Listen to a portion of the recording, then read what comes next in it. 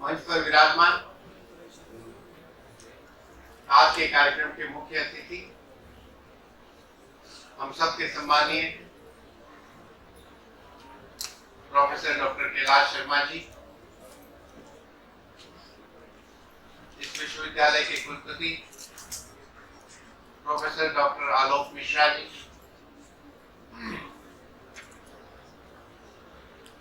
विश्वविद्यालय के प्रति कुलपति शुक्ला जी, पुरुषोत्तम दीक्षित जी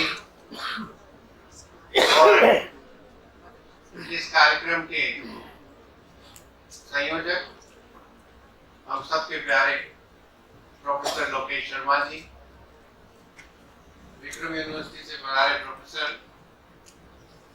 और फ्रंट लाइन पर बैठे सभी आगंतुक बंधु, हमारे आमंत्रण पर पधारे विश्वविद्यालय के सभी प्रोफेसर, डीन्स, डायरेक्टर्स और पूरे देश भर से, भारतवर्ष से पधारे सभी युवा पीढ़ी, नौजवान बंधुओं, आप सबका मेवाड़ विश्वविद्यालय में हार्दिक स्वागत एवं अभिनंदन। एक जोरदार तालियों से अपने आप का स्वागत करें।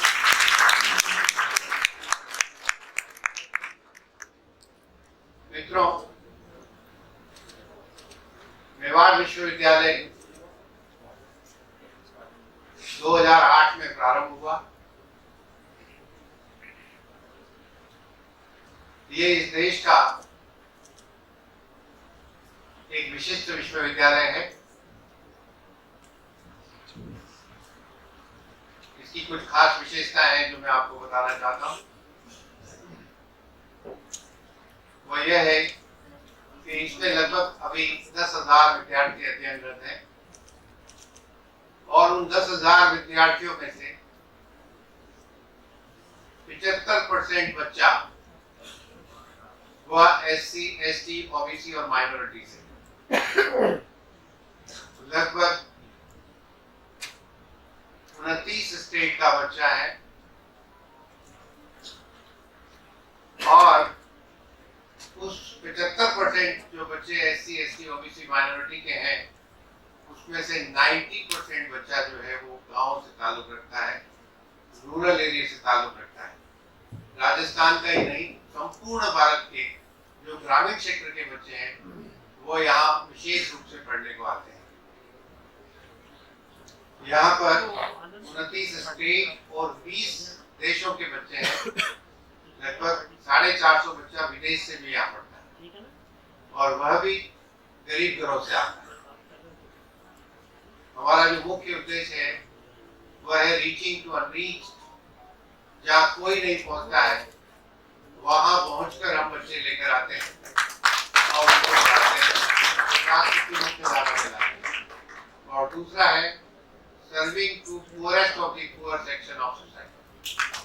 गरीब से गरीब बच्चे को हम लोग यहाँ पर लाकर पढ़ाते हैं। लगभग सारे बच्चे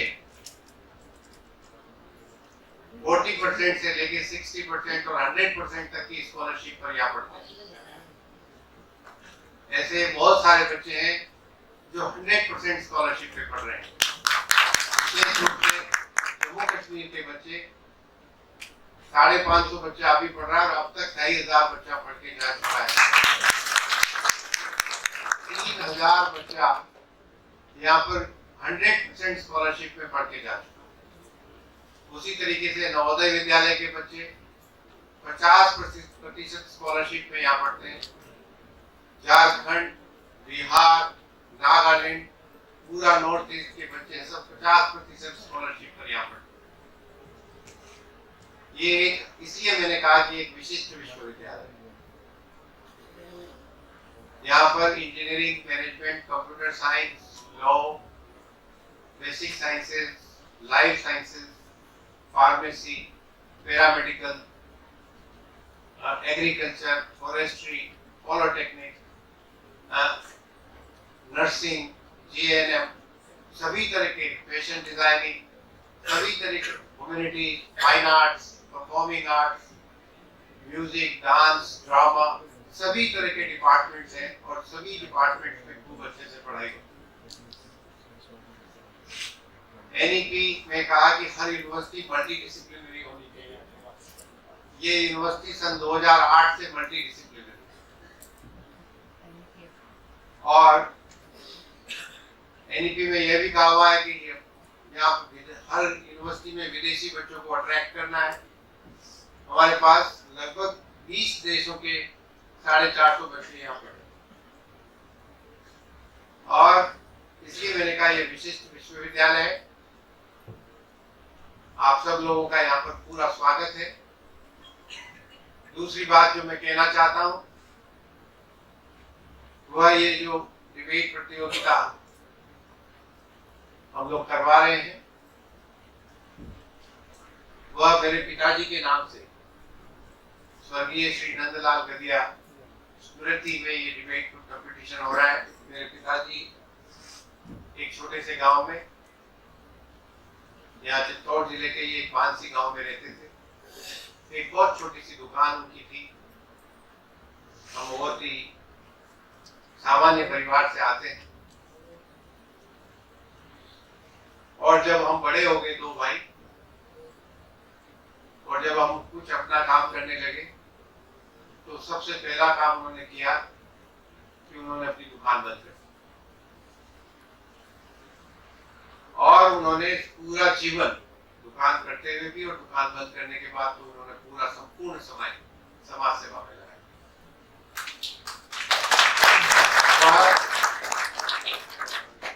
हमारा जो गांव है उसके आगे ट्राइबल एरिया है, जंगल है, और उसमें सारे ट्राइबल्स रहते हैं। उनका पूरा जीवन उन ट्राइबल्स की सेवा में लगा। उनके बच्चों को पढ़ाई करवाना, उनके आपस में झगड़े हो जाए तो उनको थाने तक नहीं पहुंचने देना, और खुद ही जाके उनके झगड़े सलटाते थे, और क्योंकि थाने में जाएंगे तो पैसे देने पड़ेंगे, इसलिए थाने में वो नहीं जाने देते। उनकी जो लोन की स्कीमें आती थी, जो सरकार की तरफ से सहायता आती थी, वो बैंक में जाके खुद खड़े होके वो पैसा उनको अपने हाथ से दिलवाते थे, क्योंकि नहीं तो जो अधिकारी लोग हैं वो कमीशन खा जाते हैं। इसलिए वो अपने हाथ से अपने सामने खड़े रहकर दिलवाते थे। स्कूल उनको बहुत प्रिय थे। वो स्कूल के लिए भवन बने, उसके लिए जगह जगह भीख मांगने जाते थे। सबसे पहले अपना देते थे, और बाकी फिर पूरे गांव में, पूरे शहर में जो कोई भी बड़ा आदमी आता था उसके पास लेके चले जाते थे, सर हमारे स्कूल में कुछ करना है। इवन उन्होंने कई बार यहाँ जिला अधिकारी जो कलेक्टर डीसी आप बोलते हैं, उनके पास जाकर भी कहा साहब हमारे यहाँ स्कूल में ये भवन बनवा दीजिए, ये भवन बनवा दीजिए। 1-2 बार तो ऐसी स्थिति हुई कि उन्हें बाहर निकाल दिया गया, क्योंकि आप कोई जनप्रतिनिधि है जो आपको हम एंटरटेन करें। तो फिर वो बेइज्जती भी वो सहन करके फिर वो वापस आ जाते थे कि गांव में स्कूल ठीक होना चाहिए। कई बार हम भी नाराज हो जाते थे उनसे कि आप इतना काम क्यों करते हो इस तरीके से, ये लोग बेइज्जत करते हैं आपको। क्योंकि मैं अपने लिए थोड़ी कर रहा हूँ, समाज के लिए कर रहा हूँ, और समाज का जो काम करेगा उसको बेइज्जत तो होना ही पड़ेगा। इसलिए जो भी सामाजिक काम करते हैं उनको अपना ईगो खत्म करना चाहिए। उनको अपना ईगो अपने घर रखकर फिर समाज का काम करना शुरू करना चाहिए। ये हमको वो समझाते थे। दूसरा, बड़े विचित्र उनके वो थे। हम शमशान घाट को इग्नोर करते हैं, कोई वहां जाना पसंद नहीं करता है, मजबूरी में ही जाता है। वो डेली शमशान घाट जाते और वहां जाके साफ सफाई करवाते और खुद भी करते थे। और शमशान घाट में शेड बनना चाहिए। एक छोटे से गांव में रहने वाला एक बहुत छोटा सा व्यापारी, कोई बहुत मीन्स नहीं है, इतनी लंबी सोच थी। जब हमने दिल्ली में एक बहुत बढ़िया कॉलेज बनाया, जब वो आए उन्होंने देखा दिल्ली में बहुत अच्छा कॉलेज चलता है, हमारा एक कॉलेज दिल्ली में गाजियाबाद में चलता है, तो उन्होंने कहा कि कॉलेज तो बहुत अच्छा किया तुमने, लेकिन जिस धरती पे तुम पैदा हुए उस पे तुमने क्या किया? ये तो कोई बात नहीं हुई कि यहाँ शहरी बच्चों को पढ़ा रहे, गांव के बच्चों को कौन पढ़ाएगा? तो मेरे मन में बात भटकी, तब ये विश्वविद्यालय गांव में बनाने का तय किया। इस गांव में उनकी प्रेरणा से विश्वविद्यालय बना और इस विश्वविद्यालय की नींव का पत्थर भी उन्होंने रखा। जब यहाँ पे हमने अपने रिश्तेदारों को, बड़े यहाँ के उद्योगपतियों को, बड़े अधिकारियों को बुलाया तो उन्होंने कहा कि इस गांव में कौन तो पढ़ने आएगा और कौन पढ़ाने आएगा, कौन आएगा यहाँ पे। ये बियाबान जंगल है जब आज के 15 साल पहले, और यहाँ इतने बड़े खड्डे थे जहाँ आप बैठे हो, यहाँ पर इस जमीन पर इतने बड़े खड्डे थे कि एक बस और एक बस के ऊपर दूसरी बस आ जाए तब भी जमीन नहीं दिखती थी। तो क्या इस जमीन में कैसे तो विश्वविद्यालय बनेगा, कौन यहाँ पढ़ाने आएगा, कौन यहाँ पढ़ने आएगा, ऐसा लोगों ने कहा। मेरे पिताजी ने मुझे हिम्मत दी कि अपना मन साफ रखो, ईमानदारी रखो, अच्छी पढ़ाई कराओ और गरीब बच्चों को पढ़ाओ। सबसे पहली प्राथमिकता होनी चाहिए इस देश के गांव के गरीब बच्चों को पढ़ाना है और उनके लिए यही जगह देखी शुरू करो और भगवान सब ठीक करेगा। आज ईश्वर की कृपा से 10,000 बच्चा है, 29 स्टेट का बच्चा है, 20 देशों का बच्चा है और आप सब लोग यहाँ पर पधारे हो। तो हम सब लोग मिलकर उनको श्रद्धांजलि देते हैं और उनकी जो प्रेरणा से ये सब विश्वविद्यालय चल रहा है। अभी लगभग पूरे हमारे एक गर्ल्स कॉलेज हमारा शहर में चलता है, एक गाजियाबाद में कॉलेज चलता है। अभी हमने रिसेंटली नाइजीरिया में यूनिवर्सिटी बनाई है, दुबई में हमने एक ट्रेनिंग सेंटर बनाया है।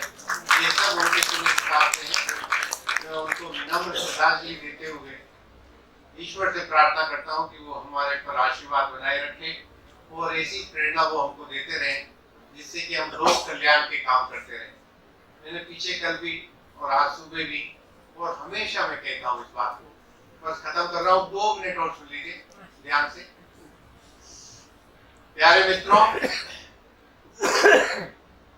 मैं हर बड़े आदमी से ये बात कहता हूं कि हमारा देश आज विश्व का सबसे युवा देश है। इस देश में 70 करोड़ युवा हैं। इस देश के जो भी कर्णधार हैं, चाहे वो बड़े ऑफिसर्स हो, चाहे वो बड़े राजनेता हो, चाहे वो बड़े वकील हो, चाहे वो बड़े जज हो, चाहे वो बड़े प्रोफेसर हो, चाहे वो बड़े डॉक्टर हो, कोई भी हो, उन सब का पहला कर्तव्य यह है कि इस देश के 70 करोड़ की आबादी को ठीक से शिक्षित कर दे, ठीक से प्रशिक्षित कर दे और उनको काम धंधे से लगा दे। या तो उनको नौकरी करा दे या उनको उनके कोई व्यापार व्यवसाय शुरू करवा दे।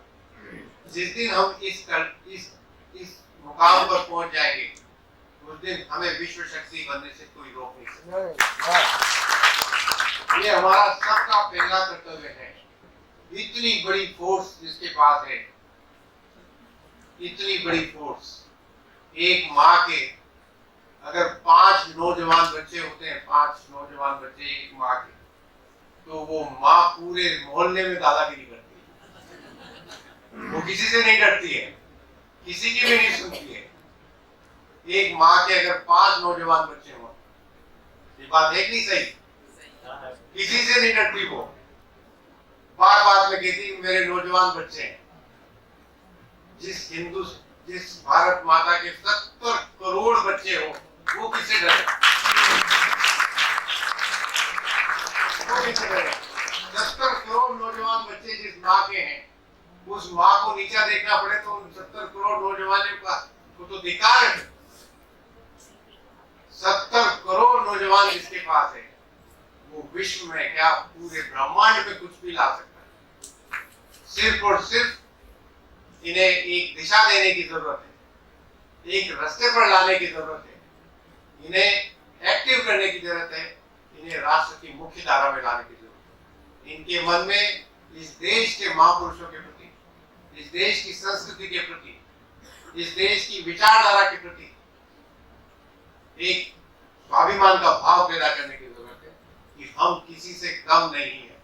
आज हमारे देश ने कुछ 0.000 1% लोग विश्व बाजार में गए, सिर्फ 0.0001% लोग विश्व बाजार में गए, वो वहां छा गए। आज विश्व की सभी बड़ी कंपनियों के सीईओ भारतीय हैं। अब तो यहाँ हालत हो गई कि विश्व के सब बड़े राजनेता कोई हमारे भारत के मूल के लोगों को प्रधानमंत्री तक बनाने को तैयार है, राष्ट्रपति बनाने को तैयार है। अभी इंटरनेशनल मुद्रा कोष का जो अध्यक्ष बनने वाला है वो भारतीय बन गए। ये कितने लोग हैं हमारे देश के? ये 0.0001% लोग गए। अगर ये सब नौजवान बाहर चले गए तो क्या होगा? इसमें से अगर 10% नौजवान लोग विश्व में चले गए तो पूरे विश्व को काबू कर लेंगे। ये ताकत हमने, इस ताकत को हमें रियलाइज करना है, इस ताकत को हमें महसूस करना है। और ये जो देश बनने वाला है मित्रों, ये आप लोगों से बनना है। हम लोगों की पारी, हमने अपना खेल खेल लिया, अब हम सिर्फ कमेंटेटर हो सकते हैं। खेल तो आपने खेला और अभी थोड़ी देर में शुरू होगा। ये खेल आप खेलोगे। इस देश को विकसित देश, इस देश को सर्वश्रेष्ठ देश अगर कोई बनाएगा तो आप लोग बनाएंगे। हम पूरी आशाओं से, पूरी उम्मीदों से, पूरे विश्वास से आपको देख रहे हैं। हमें, हमारी आंखों में वो चमक पैदा हो रही जब मैंने इतने बच्चे देखे डॉक्टर कैलाश शर्मा के साथ, उसके साथ सारा भारत आ गया। इतना अच्छा लगता है, सोच कर ही हमारे रोंगटे खड़े हो जाते हैं। तो मुझे पूरी उम्मीद है कि आप लोग हमारी आशाओं पे खरे उतरोगे और इस देश को आगे ले जाओगे। इन्हीं बातों के साथ मैं अपनी बात समाप्त करता हूँ। जय हिंद, जय भारत, भारत माता की।